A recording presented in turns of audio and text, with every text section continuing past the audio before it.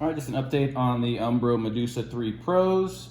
After planning them, quite maybe not so many training sessions, but enough to kind of make that decision on whether I would use these long term.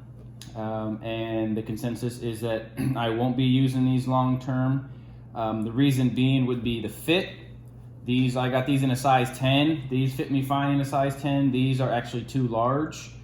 So if I could have got these in a 9.5, I think that would be fine. So that would be the only reason, I suppose, is why I can't wear these. It's nothing to do with, say, the touch, the feel, anything along those lines. It's just that these are a size 10, and kind of going on the Umbro sizing, it's almost I could fit into a size 9 where they're kind of showing their sizing chart there. But 9.5 would probably do me well. So the reason why I can't wear these 10s is that this leather here, kangaroo leather, I'll admit is extremely soft. It's fantastic kangaroo leather. There's no issues with that. They feel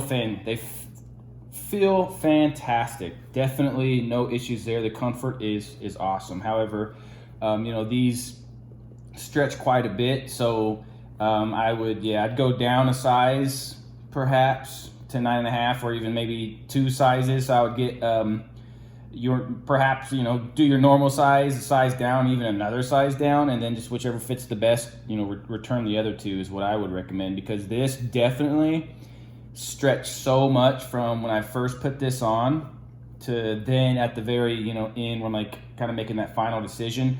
So essentially the way that I had these laced up were, it was all the way as tight as they could go. So with the shoestrings, it was all the way like this, just to get that tightness for my foot to be moving inside the boot.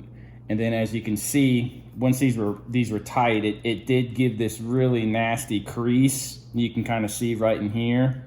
And that's just not a smooth surface. It's really not nice. So yeah, it was just way too tight. I've worn size 10s multiple times. I've had 9.5s before where the boots didn't fit me. So I'm kind of right there in between, maybe like 9 3/4. This one for sure would be a 9.5, because the only way I got that lockdown was essentially just tighten these up as much as I could. But at that point, it's just way too sloppy for me. Something that I did notice, it's going to happen on this left boot as well. However, the holders for the shoestrings, they snapped off super easy. So you got 2 of them on each boot. And this one snapped day 1 when I was just trying them on, and then this one happened when I was further in the training, getting these little bit more tight. So that is an issue. The tongue did move just ever so slightly, but really not enough to kind of bother you. Like I've had those boots where it's like your tongue, or not your tongue, but your sock will be showing. So it wasn't that bad, but it did move a bit. Another thing, hopefully that you can see it here, there are some like these orange dots in here. Maybe you can see it like this, maybe. But there's these little orange dots that, from some of the reviews that I were reading, they're like, oh yeah, you got these grip dots that grip you, and they're really not that at all. They're just like printed paint, because on these boots, they've pretty much just worn off. So pretty much after the first use, I saw these coming off, and pretty much practically on this left boot, the whole heel where those little orange dots are all gone. So for me, they're not grip at all. They're just purely there for some sort of look. They don't do anything. They're just little painted on dots. So yeah, that's the main issue. I would have gone down a size I would have done a 9.5, and then perhaps even got a 9, just to see what they would have felt like. Because yeah, once this stretched out, my foot was moving.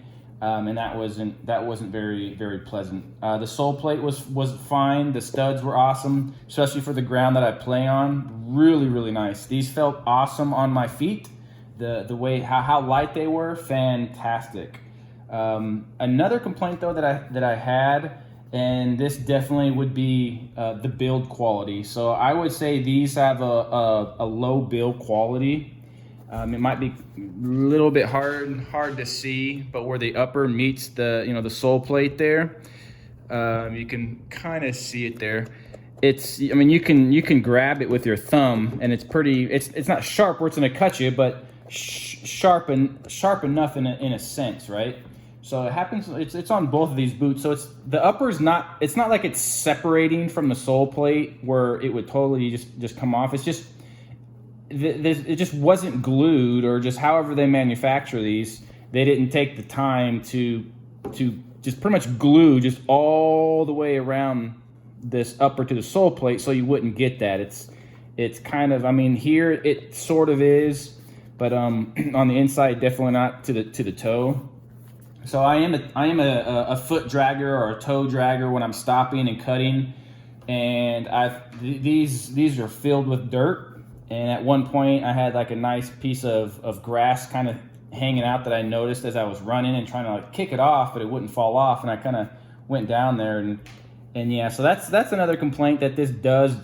It is separated, but not in like a bad way. Just when they manufactured these, I just don't think they took the time to really get that glued on or figure out a way to manage that. So that I don't like, just because this is going to get filled with dirt, and I imagine over time it'll probably keep packing it in, and that might have an issue overall in durability.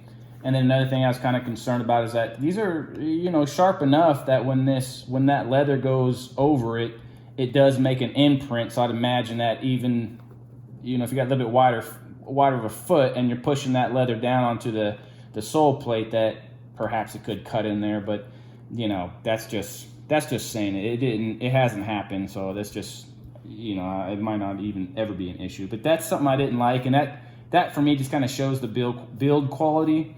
These definitely aren't worth $200, I would say, when they first came out.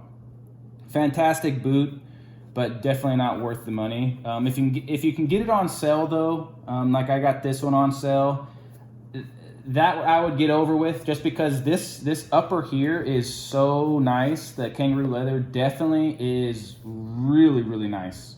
The tongue is nice. That feels nice. I didn't have any blisters with this either. Could be because it was a little bit too large for me. However, even if I got something smaller, it just would have been nice on the upper. Would have gave you some nice support to hug your feet. The heel is fine. So my recommendation for these ones, I would for sure go down a half size, or I would get your normal size and buy a half size smaller, and then that way try them on and see which one fits best. That would be my recommendation. But yeah, I think these are awesome on sale for getting these for cheap. The kangaroo leather definitely softened up, and I mean, it is really nice. It's probably perhaps kind of hard to see on the video, but these definitely are really nice and soft. So yep, that's kind of just an update on there. Fantastic boots, just lower than average build quality. I wouldn't say like top tier build quality, not at all. Definitely a lower tier build quality, perhaps quality control. But other than that, the kangaroo leather definitely is top notch. Just go down a half a size. So, all right, I hope that definitely helps in your guys' boot search. Thank you very much.